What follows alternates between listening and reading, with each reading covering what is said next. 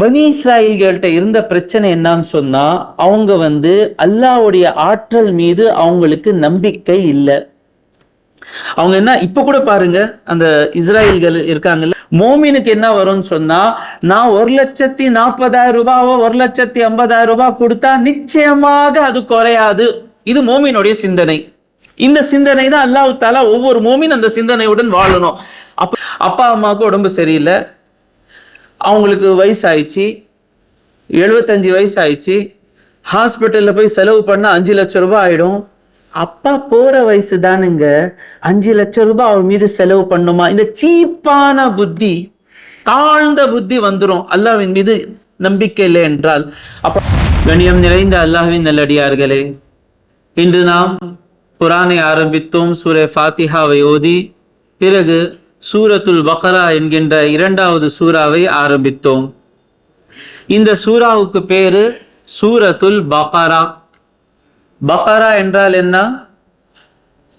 ஆடு, பசு மாடு. பக்ரா என்றால் என்ன? பசு மாடு. ஏங்க இந்த சூறாவுக்கு பேர் பசு மாடு சூறா வச்சிருக்காங்கன்னு சொன்னா, இந்த சூறால பசு மாட்டை பத்தி இருக்கிறது. கவனமாக கேளுங்கள், சில விஷயங்கள் தெளிவாக சொல்ல முடியாது. இந்த சூறால பசு மாட்டை பத்தி சொல்லப்பட்டது. என்ன சொல்லப்பட்டது? அல்லாஹ் தஆலா கூறுகின்றான், வஇத் கால மூசா லிகௌமிஹி, நபியே நீங்கள் நினைவு கூறுங்கள். நபி ஸல்லல்லாஹு அலைஹி வஸல்லம் பிறந்தது அப்புறமா தான், மூசா அலைஹிஸ்ஸலாமுடைய காலத்துக்கு பிறகுதான் பிறந்தார்கள். ஸல்லல்லாஹு அலைஹி வஸல்லம் எந்த தௌராத்தையும் ஓதல, ஸல்லல்லாஹு அலைஹி வஸல்லம் எந்த ஒரு இஞ்சிலையும் படிக்கல. ஆனா அல்லாஹ் தஆலா எப்போ எல்லாம் வஇத் என்று வருகிறதோ, முஃபஸ்ஸிரீன்கள் சொல்லுவாங்க, அதுக்கு அர்த்தம் என்ன வைக்கணும்னு சொன்னா, நபியே நீங்கள் நினைவு கூறுங்கள். ஏதோ ஒரு சம்பவம் நடந்திருக்கு, உங்களுக்கு தெரிஞ்சிருக்கு, அது நீங்க நினைவு கூறுங்கள். அது சொல்றதுக்கு நான் இப்போ வரல. நபியை நீங்கள் நினைவு கூறுங்கள். மூசா அலைஹிஸ்ஸலாம் தன்னுடைய கூட்டத்தினர்களுக்கு சொன்னார்கள், இன்னல்லாஹ யஅமுருக்கும், நிச்சயமாக அல்லாஹ் தஆலா கட்டளையிடுகின்றான், அன்தஸ்பஹு பக்ரா, ஒரு பசுமாட்டை அறுப்பதற்காக அல்லாஹ் தஆலா கட்டளையிடுகின்றான். காரணம் என்ன? அவங்க அந்த பசு மாட்டு குட்டியை வணங்குனாங்களே, அதுக்காக அறுக்க சொல்றானா? வணங்குனாங்க, பசு மாட்டு குட்டியை வணங்குனாங்க, அதுக்காக அறுக்க சொன்னானா? எதுக்காக சொன்னான்னு தெரியல. ஆனா இந்த காரணம் என்னன்னு சொன்னா, பனி இஸ்ராயலியர்கள், இன்ஷா அல்லாஹ் முடிந்தா நம்ம கேட்போம், அவங்க ஃபிரௌன்ட்டேந்து தப்பித்து வந்தாங்க. திரும்ப ஈஜிப்டுக்கே போயிடலாம்னு சொல்லி கேட்டாங்க. ஆனா அல்லாஹ் தஆலாவுடைய கட்டளை என்ன? அவங்க உண்மையான மோமின்களா, அல்லாஹ்வுக்காக வாழுகின்றார்களான்னு சொல்லி அல்லாஹ் தஆலா அவங்களுக்கு சொன்னா, நீங்க போய் ஒரு ஊர் இருக்கு, அந்த ஊர்ல போய் ஜிஹாது செய்யுங்க. அவங்க இல்ல அந்த ஜிஹாது பண்ணா நம்ம தோத்து போயிடுவோம், அதனால நம்ம ஜிஹாது செய்ய மாட்டோம்னு சொல்லி மறுத்தார்கள். இன்ஷா அல்லாஹ் நாம 5வது நாள்ல அந்த செய்தியை கேட்போம். அதுக்கு தண்டனையாக அல்லாஹ் தஆலா என்ன செய்தான், தீ என்ற ஒரு கிராமம், ஒரு கிராமம் கூட சொல்ல முடியாது, அதுல எந்த ஒரு வீடும் இல்லை, எந்த ஒரு தண்ணீரும் இல்லை, அந்த ஒரு இடத்துல நீங்க 40 வருஷம் சுத்திட்டே இருக்கணும், அதான் உங்களுக்கு தண்டனை என்று சொன்னான். அவங்க எல்லாம் இருந்தாங்க அங்க. 12 கூட்டத்தினர்கள் இருந்தாங்க. யாக்கூப் அலைஹிஸ்ஸலாமுடைய 12 பிள்ளைகள், 12 கூட்டத்தினர்கள் இருந்தாங்க. அப்போ என்ன ஆயிடுச்சுன்னு சொன்னா, ஒருவர் வசதி உள்ளவர், அவருடைய அப்பாவுடைய நிறைய சொத்து இருந்துச்சு, ஒரே பிள்ளை தான். அவர் செல்வந்தர். அவருடைய அண்ணன் பையன் என்ன பண்ணா, சித்தப்பாவுடைய சொத்து எனக்கு வரணும்னு சொல்லி காத்துக்கிட்டு இருந்தான். எப்போ வரும், எப்போ வஃபாத் ஆவாரு சித்தப்பா. சித்தப்பா வஃபாத்தே ஆக மாட்டேங்கிறாரு. அப்போ சித்தப்பாவை என்ன பண்ணா, கொலை பண்ணிட்டான். கொலை மட்டும் பண்ணல, அல்லாஹு அக்பர், அந்த பாடி எடுத்துட்டு போய் எப்படி எடுத்துட்டு போனான்னு சொன்னா, ஒரு கூட்டத்தினருடைய வாசலுக்கு முன்னாலே கொலை செஞ்சிட்டு அந்த பணத்தை இழுத்துட்டு இன்னொரு கூட்டத்தினருடைய வாசலுக்கு முன்னாலே வச்சிட்டான். காலையில வந்த உடனே ஃபசாது. யார் கொலை செஞ்சாங்க? இவங்க சொல்றாங்க, அங்கதானுங்க கொலை நடந்திருக்கு. இல்லைங்க, பாடி எங்கே இருக்கு? இப்போ சண்டை நடக்க போகுது, பெரிய பிரச்சனை நடக்க போகுது. நபி மூசா அலைஹிஸ்ஸலாம்ட்ட சொன்னாங்க, இதுக்கு தீர்ப்பு நீங்க தான் சொன்னோம், அல்லாஹ்ட்ட கேளுங்க என்ன செய்யணும்னு சொல்லி. அல்லாஹ்ட்ட மூசா அலைஹிஸ்ஸலாம் கேட்ட உடனே அல்லாஹ் தஆலா சொன்னா, பசு மாட்டை அருங்க. அதான் அது பண்ணாதான் கரெக்டா வரும். ஏன்? அறுத்ததற்கு பிறகு அதனுடைய மாமிசத்திலிருந்து ஒரு துண்டை எடுத்து அந்த இறந்து போனவன் மீது அடித்தால் அவரே எழுந்து சொல்லுவார் யார் அவருக்கு கொலை செய்தார்கள் என்று. பனி இஸ்ராயல்கள்ட்ட இருந்த பிரச்சனை என்னன்னு சொன்னா, அவங்க அல்லாஹ்வுடைய ஆற்றல் மீது அவங்களுக்கு நம்பிக்கை இல்லை. அவங்க என்ன, இப்ப கூட பாருங்க, அந்த இஸ்ராயல்கள் இருக்காங்கல்ல, பணத்தால் தான் எல்லாமே நடக்கும், அது இருந்தாதான் நடக்கும், வீடு இருந்தாதான் சந்தோஷமாக வாழ முடியும், பேங்க் பேலன்ஸ் ஒரு 10 லட்சம் இருந்தாதான் நாம வாழ முடியும்னு சொல்லி மெட்டீரியலிஸ்டிக் சொல்லுவாங்க இங்கிலீஷ்ல, பொருள்கள் இருந்தாதான் வாழ முடியும் சொல்லி அந்த சிந்தனை விட்டால் அல்லாஹ்வுடைய ஆற்றலை மறந்துடுவார்கள். இப்போ இந்த வருஷம் கூட பாருங்க, தங்க விலை என்ன எங்கே போயிருக்கு. ஜகாத் கொடுக்கணும்னு சொன்னா அல்லாஹு அக்பர், ஒரு சவரன் தங்கம் எவ்வளோ? 1,24,000 ரூபாய். அவ 10-20 பவுண்ட் வச்சு இருக்கவர் 50,000 ரூபாய்க்கு மேல ஜகாத் கொடுக்கணும். சிந்தனை வருது இல்ல, காசு கொடுத்துட்டா என்ன ஆகும்? இதான் பனி இஸ்ராயலுடைய சிந்தனை. மோமினுக்கு என்ன வரும்னு சொன்னா, நான் 1,40,000 ரூபாவோ 1,50,000 ரூபாய் கொடுத்தா நிச்சயமாக அது குறையாது. இது மோமினுடைய சிந்தனை. இந்த சிந்தனை தான் அல்லாஹ் தஆலா ஒவ்வொரு மோமின் அந்த சிந்தனையுடன் வாழணும். அப்போ என்ன, அவங்க அல்லாஹ்வை நம்பி வாழ்ந்தா என்ன ஆகும்னு சொன்னா, சீப்பான வேலை செய்ய மாட்டோம். அப்பா அம்மாவுக்கு உடம்பு சரியில்லை, அவங்களுக்கு வயசாயிடுச்சு, 75 வயசு ஆயிடுச்சு, ஹாஸ்பிட்டலில் போய் செலவு பண்ணால் 5 லட்சம் ரூபாய் ஆகிடும். அப்பா போகிற வயசு தானுங்க, 5 லட்சம் ரூபாய் அவர் மீது செலவு பண்ணுமா? இந்த சீப்பான புத்தி, தாழ்ந்த புத்தி வந்துடும் அல்லாஹ்வின் மீது நம்பிக்கை இல்லை என்றால். அப்ப அல்லாஹ் தஆலா அவங்களுக்கு அல்லாஹ்வுடைய ஆற்றலை காமிப்பதற்காக அல்லாஹ் சொல்ல முடியாதா மூசா அலைஹிஸ்ஸலாமுக்கு, மூசா இவங்க தான் அந்த கொலை செஞ்சாங்கன்னு சொல்ல முடியாதா? அல்லாஹ்வுடைய ஆற்றல், நீங்க எது வச்சு எல்லாமே நடக்குதுன்னு சொல்லி நினைக்கிறீங்களோ அது இல்லாம கூட அல்லாஹ் தஆலா நினைத்தால் செய்ய முடியும்.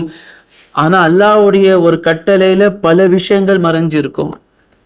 ஒரு மாட்டை அருங்க சொன்ன உடனே அத்தத்தஹிதுனா ஹுஸ்வா, எங்க கூட கேலி செய்றீங்களா? கொலை நடந்திருக்கு, நீங்க என்ன ஒரு மாட்டை இருங்க? அப்போ மூசா அலைஹிஸ்ஸலாம் சொன்னாரு, கால அஊது பில்லாஹி அன் அகூன மினல் ஜாஹிலீன். மார்க்க விஷயத்துல கிண்டலா பேசுகின்ற மடைத்தனமானவனாக ஆவதை விட்டு நான் அல்லாஹ் இடத்தில் பாதுகாப்பு தேடுகின்றேன். என்ன சொன்னார் மூசா அலைஹிஸ்ஸலாம்? ஒரு மாட்டை அருங்கன்னு தானே சொன்னாரு. என்ன செஞ்சு இருக்கணும்? நல்ல பிள்ளை இருந்தா போயிடுவான். 2 பிள்ளைங்க இருப்பாங்க வீட்டில். அப்பா சொல்லுவாரு, போய் ஏதாவது தக்காளி வாங்கிட்டு வா. எந்த கடையில்? ஒரு அப்பாவுடைய பேச்சு கேட்குறவன் இருந்தா சொன்ன உடனே ஓடிடுவான். ஓடுனதுக்கு பிறகு கேட்பான், அப்பா எத்தனை கிலோ வாங்கிட்டு வரணும்னு சொல்லி. அப்பாவுடைய பேச்சு கேட்கணும்னு சொல்லி மனசு இல்லாத என்ன பண்ணுவான் தெரியுமா? போனோமா, இப்போ போனோமா, இப்போதான் சமைக்கணுமா, ஏன் என்ன சமைக்க போறீங்க? இவங்களுக்கு என்ன சொன்னா, ஒரு பசுமாட்டை அருங்கன்னு சொன்னா போன உடனே ஒரு பசுமாட்டை எடுத்து அறுத்து இருக்கணும்ல. ஹாலுதுலனா மூசா, நீங்க துவா செய்யுங்க, ரப்பக்கா உங்களுடைய படைத்த ஆள்பவன் இடத்தில் கேளுங்கள், யுபை இல்லனா மாஹி, அந்த மாடு எப்படி இருக்கும், எந்த மாதிரி மாடு அது? ஏன்னா இவங்களுக்கு இப்ப கூட அல்லாஹ்வுடைய ஆற்றல் மீது நம்பிக்கை இல்லை. அந்த மாட்டோடைய கறி எடுத்து அடிச்சா உயிர் வந்துடும் சொன்னா அது ஒரு வித்தியாசமான மாடு இருக்கும் இல்ல. மாடுல எல்லாம் சக்தி இல்லப்பா, அல்லாஹ்வுடைய கையில தான்ப்பா சக்தி இருக்கு. அந்த பாடம் உனக்கு சொல்லி கொடுக்கறதுக்காக மாடு இருக்க சொன்னா அந்த மாடு எப்படி இருக்கும்? அல்லாஹ்ட்ட கேள்வி கேட்டா பிரச்சனைகள் வந்துடும். அல்லாஹ் மூசா அலைஹிஸ்ஸலாம் கேட்டார்கள். அல்லாஹ் தஆலா சொன்னா, யகூலு இன்னஹா பகரத்துல் லா ஃபாரிதும் வலா பிக்ர் அவானும் பைன ஸாலிக். கிளமோ இளமோ சொல்லி போட்டிருக்காங்க. நமக்கு கிளமோ இளமோ என்ன புரிய போகுது? வயசான மாடு கூட இல்ல, இளமான மாடும் இல்ல, நடுநிலையான மாடு. இப்ப என்ன செய்யணும்? போன உடனே அந்த மாதிரி ஒரு சைஸ்ல மாடு எடுத்து அறுத்துடணும்ல. போனாங்க. பல மாடுகள் இந்த மாதிரி இருக்கே. மூசா அலைஹிஸ்ஸலாம்ட்ட கேட்டாங்க, காலுதுலனா ரப்பக யுபையில்லனா மா லவுனுஹா, மூசாவே உங்களுடைய படைத்த ஆள்பவன் இடத்தில் கேளுங்க, அந்த மாடோடைய கலர் என்ன, நிறம் என்ன? அப்போ மூசா அலைஹிஸ்ஸலாம் போய் கேட்டாரு, அல்லாஹ் அந்த மாட்டோடைய கலர் என்ன? அப்போ அல்லாஹ் தஆலா சொல்கின்றான், பக்ரத்துன் சஃப்ரா, மஞ்ச கலர் மாடு, பாகிஉல் லவுனுஹா, அதனுடைய கலர் வந்து டார்க்கா இருக்கும். சில முஃபஸ்ஸிரீன்கள் சொல்றாங்க சூரியனுடைய ஒளி வந்தா இந்த மாதிரி இருக்கும், மஞ்சள் கலர். அந்த மாதிரி அந்த மாடு தசுருன் நாதிரீன், அந்த மாட்டை பார்த்த உடனே மக்களுக்கு வந்து மகிழ்ச்சியை தரும் அந்த மாடு, அழகான மாடு. போய் ஏதாவது ஒரு மஞ்சள் கலர் மாடு எடுத்து அறுக்க வேண்டியதானே. போனாங்க, பல மஞ்சள் கலர் மாடு இருக்கு, இதுல எந்த மாடு அறுக்கணும்? அல்லாஹ் தாலா இடத்துல வந்து கேட்குறாங்க மூசா அலைஹிஸ்ஸலாம்கிட்ட, மூசா நபியை நீங்கள் இப்போ எல்லாட்டையும் கேளுங்க, மஞ்சள் கலர் மாடு பல மாடுகள் இருக்கு, இதுல எந்த மாடு அறுக்கணும்? அப்போ அல்லாஹ் தாலாட்ட கேட்டா அல்லாஹ் தாலா சொன்னா, பகரத்துன் லா தலூலுன் துசீருல் அர்லா வலா தஸ்கில் ஹர்ஸ். அந்த மாடு எப்படி இருக்கும்னு சொன்னா, பூமியில் உழவடிப்பதற்காகவும் பயிருக்கு தண்ணீர் இறைப்பதற்கும் பயன்படுத்தப்படாத மாடு. யாருமே அந்த மாட்டை வேலை வாங்க மாட்டாங்க. அதில் அறவே வடுவில்லாத குறையற்ற ஒரு மாடு, எந்த ஒரு குறையும் இருக்காது. அப்படிப்பட்ட மாடு இப்போ போங்க தேடுங்க. சொன்ன உடனே வேலை செஞ்சுட்டா வேலை ஈஸியா இருக்கும். கேள்விக்கு மேல கேள்வி, கேள்விக்கு மேல கேள்வி கேட்டுட்டு இருந்தா பிரச்சனை வந்துச்சு. இப்போ போய் தேடுறாங்க. போனா ஊர்ல ஒரே ஒரு மாடு தான் அந்த மாதிரி இருக்கு. அந்த மாடு போய் வாங்கணும். அந்த மாடு வாங்குற நேரத்துல அதனுடைய விலை, அந்த மாட்டோடைய ஓனர் என்ன சொல்றா தெரியுமா? இப்போ ஒரு கதை இருக்கு தஃப்சீர்ல. இந்த ஆயத்துக்கு தஃப்சீர் எழுதுகின்ற நேரத்துல ஒரு வரலாறு செய்தியை சொல்கிறார்கள். ஒரு நல்லவர் இருந்தார், நல்லவர், அல்லாஹ்வுக்காக வாழ்ந்தவர். அவருடைய வயசாயிடுச்சு, சின்ன குழந்தை இருக்கு, மகன். ஆஹா, இந்த மகனுக்காக நான் எதுவுமே விட்டு செல்லலையே, எனக்கு வயசாயிடுச்சு, எனக்கு வஃபாத்தாக போகுது. அப்போ ஒரு மாட்டுக்குட்டியை அவதான் அவர்கிட்ட இருந்துச்சு. அல்லாஹ், நான் வஃபாத்தாக போறேன், என்னுடைய பிள்ளைக்கு நீ பாதுகாப்பாக இரு, இந்த மாட்டுக்குட்டி தான் என்கிட்ட இருக்கு, அதனுடைய பொறுப்புல நான் தர்றேன்னு சொல்லி அந்த மாட்டுக்குட்டியோடைய கழுத்துல ஒரு அடையாளம் வச்சு விட்டுட்டாரு. மனைவிக்கு சொல்லிட்டாரு, அல்லாஹ்வுடைய பாதுகாப்புல என் பிள்ளை இருக்கிறான், என்கிட்ட இருக்கிறது இந்த மாடு தான், இந்த மாடை நான் விட்டுடுறேன். இந்த பையன் வந்து வளர்ந்ததற்கு பிறகு அல்லாஹ் தாலா அவனுக்கு என்ன கொடுக்கணுமோ கொடுக்கட்டும், அல்லாஹ்வின் மீது நம்பிக்கை. அந்த பிள்ளை வந்து தாயோட பேச்சு கேட்கின்ற பிள்ளை, ஒவ்வொரு விஷயத்திலும் தாயோட பேச்சு கேட்பாரு. அப்போ அவர் வந்து வளர்ந்ததற்கு பிறகு தாய் பார்த்தாங்க, ஏதாவது இவனுக்கு வேலை கொடுத்தா, ஏதாவது ஒரு வியாபாரம் பண்ணா சரியா இருக்குமே. தாய் சொன்னாங்க, பா, நீ அந்த இடத்துக்கு போ, அங்கே போய் பாரு, அங்கே ஒரு மாடு இருக்கும், அந்த மாடுடைய கழுத்துல அந்த மாதிரி ஒரு அடையாளம் இருக்கும், அங்கே போய் நீ நின்று மாட்டை கூப்பிடு, அல்லாஹ் நான் உனக்கு இப்ராஹிம், இஸ்மாயில், இஸ்ஹாக்குடைய இரட்சகன் பேரால் கூப்பிடுறேன் வா என்று கூப்பிட்டால் அந்த மாடு உன் இடத்துல வந்துடும். இவர் போனாரு, போய் கேட்டாரு, கூப்பிட்ட உடனே அந்த மாடு வந்துச்சு.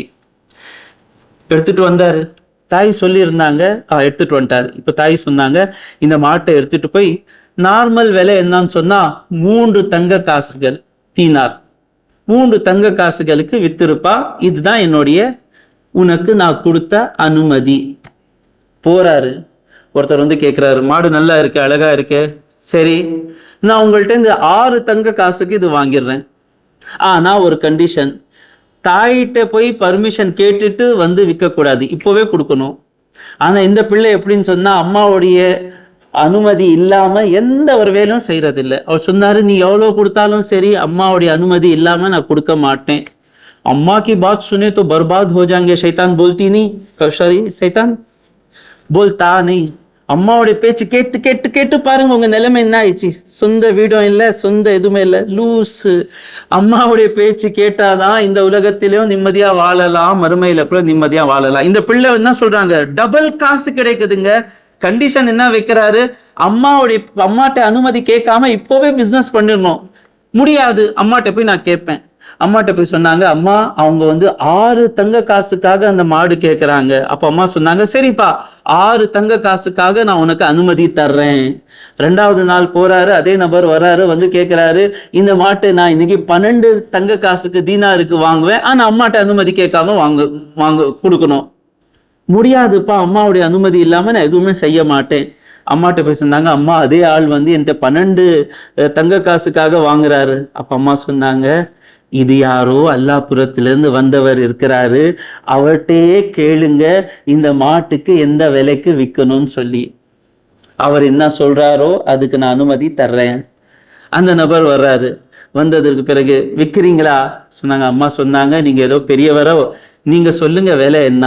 அப்போ சொல்றாரு, இந்த மாட்டை அறுத்து அந்த தோல் நெரும்பி தங்க காசுகள் யார் கொடுக்குறாங்களோ அவங்களுக்கு தான் இந்த மாட்டை நீ கொடுக்கணும். இவங்க வர்றாங்க, விலை என்ன? 3 தங்க காசுனா 5 கொடுப்பாரு. இந்த அளவுக்கு அப்பா, மாடு போய் அந்த அளவுக்கு போயிச்சா? ஏன் கேள்வி கேட்கணும் தேவையில்லாத கேள்விகள்? போய் சொன்ன உடனே மூசா அலைஹிஸ்ஸலாம் சொன்னாங்க, அப்படி இல்லை, கொடுத்துதான் ஆகணும், அதனுடைய விலை அதான், கொடுத்துதான் ஆகணும். இப்போ யாருடைய காசுல இருந்து கொடுக்கலாம்? அந்த இறந்து போனவருடைய சொத்து இருக்குல்ல, அந்த சொத்து சேர்த்தா அந்த தோல் நெரும்பி கொடுக்கிற அளவுக்கு அந்த சொத்து இருக்கு. அல்லாஹ் எப்படி காப்பாற்ற? எல்லாமே அல்லாஹ்வுடைய ஆற்றல் தான். அந்த காசுகள் அவருடைய, யார் மர்டர் பண்ணாங்க தெரிஞ்சுக்கணும்னு சொல்ல, அவருடைய அந்த சொத்து எடுத்து மூசா அலைஹிஸ்ஸலாம் சொன்னா, நான் பொறுப்புப்பா, அறுத்ததுக்கு பிறகு உனக்கு காசு கிடைச்சிடும். அறுத்ததுக்கு பிறகு அந்த காசு அந்த மகனுக்கு போயிடுச்சு. இப்போ அந்த மாமிசத்தை துண்டை எடுத்து, சில பேர் சொல்ல இந்த வாளுடைய துண்டு, சில பேர் சொன்னாங்க தொடைக்கறி எடுத்து அடிச்சாங்க. அடிச்ச உடனே அவர் நின்றார். நின்று சொன்னார், என்னுடைய அண்ணனின் பையன்தான் எனக்கு கொலை செஞ்சான். அப்போ அவனுக்கு தண்டனை கொடுத்துட்டாங்க. கொலை செய்தவன் வாரிசாக இருந்தா அவனுக்கு சொத்து கிடைக்காது, சட்டம். அல்லாஹ் காப்பாற்ற வேண்டும். ஒரு சகோதரர் இன்னொரு சகோதரருடைய கொலை செய்கிறாரு.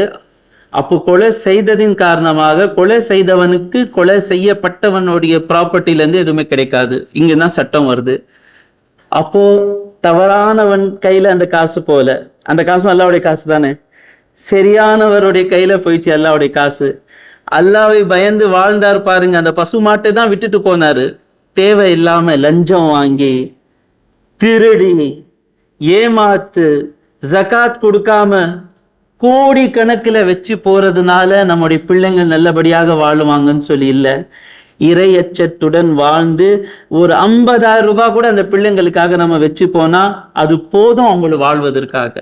அப்போ அவர் வாழ்ந்த உடனே என்ன பண்ணுவார்? நல்ல பையன் தானே அவரு தனக்கு எவ்வளவு தேவை இருக்கிறதோ அந்த பொருளை எடுத்து மற்ற எல்லா பொருள்களை ஏழைகளுக்கு கொடுத்து விட்டார்கள். இதிலிருந்து பல பாடங்கள் நமக்கு கிடைக்கிறது. சுருக்கமாக சொல்ல போனால், அல்லாஹ் தஆலா காரணங்களை ஆக்கி இருக்கிறான். பணம் இருந்தால், வீடு இருந்தால், இது இருந்தால், அது இருந்தால், காரணங்களை கொண்டுதான் உலகம் நடக்கிறது இல்லை. நம்முடைய வாழ்க்கையில் நாம் சிந்தித்து பார்த்தால் காரணங்கள் இல்லாமல் நமக்கு கிடைத்தது தான் அதிகமானவைகள். நம்ம அதே மறைச்சிடறோம். அப்படியே எல்லாமே பிஸ்னஸ்ல முன் வந்திருக்காங்கல்ல, ஒவ்வொரு காலத்துல அவங்களுக்கு ஒரு லக் அடிச்சிருக்கும். அந்த லக்கு பேச மாட்டாங்க. யாராவது ஒருத்தர் திடீர்னு அந்த ப்ராடக்டோடைய, இந்த ப்ராடக்ட் சென்னையில் யாருமே இல்லை, நீ இந்த ப்ராடக்ட் வச்சுக்கோன்னு சொல்லி இவருடைய எந்த திறமை இல்லாம தானாகவே கதவு தட்டி ஒருத்தர் ஆஃபர் கொடுத்து இருப்பாரு, ஆர்டர் கொடுத்து இருப்பாரு. இது இவருக்கு தெரியும், இவருடைய ஆற்றலாலும் இவருடைய முயற்சியாலும் இது கிடைக்கல, இது அல்லாஹ் புறத்திலிருந்து தான் கிடைச்சிச்சு. அந்த விஷயத்தை மறைச்சு இவர் சொல்லுவாரு, நான் கஷ்டப்பட்டு நான் பிளானிங் பண்ணி முன்னேறினேன்னு சொல்லி. கொஞ்சம் யோசிச்சு பாருங்க, எங்கெல்லாம் நம்முடைய ஆற்றல்கள், அந்த காரணங்கள் இல்லாமல் அல்லாஹ் தஆலா நமக்கு தந்து இருக்கிறான். எல்லாமே தன் மனசை தொட்டு பாருங்க. இப்ப நான் அக்பரி பள்ளிவாசல்ல இன்னைக்கு பயான் பண்றேன். என்னை போல பல 100 ஆலிம்கள் இருக்கிறாங்க. ஆனா எனக்கு அல்லாஹ் தஆலா வாய்ப்பு கொடுத்து இருக்கிறான்னு சொன்னா இது பியூர் லக். ஆமா, எல்லாத்துக்கும் வேலை கிடைச்சிச்சு பாருங்க. வேலை கிடைக்கிறதுக்கு முன்னால் எப்படி இருந்தோம்? இன்டர்வியூல 1000 பேர் இருக்காங்களே, 1000 பேர்ல எனக்கும் வேலை கிடைக்குமா? ஆனா எல்லாத்துக்கும் ஒரு வருஷத்துக்குள்ள வேலை கிடைச்சிருது இல்ல. அது யாருடைய ஆற்றல்? அது யாருடைய சிஸ்டம்? அந்த சிஸ்டம் படிதான் உலகம் நடந்துட்டு இருக்கு. அந்த விஷயம் புரிய வைப்பதற்காக அல்லாஹ் தஆலா பனி இஸ்ராயல்களுடைய வாழ்க்கையில் பல இப்படிப்பட்ட சம்பவங்களை அல்லாஹ் தாலா செய்துள்ளான். இன்ஷா அல்லாஹ் இதே போல ஒரு செய்தி நாளைக்கு நாம கேட்போம். தாவூத் அலைஹிஸ்ஸலாம் எப்படி ஜாலூத்தை கொலை செய்தார் என்ற செய்தியை நாம் கேட்போம். எது நாம் கேட்டோமோ அதன் மீது அமல் செய்வதற்கு வல்ல ரஹ்மான் தௌஃபீக் கொடுப்பானாக. வாஹிரு தாவானா அல்ஹம்துலில்லாஹி ரப்பில் ஆலமீன்.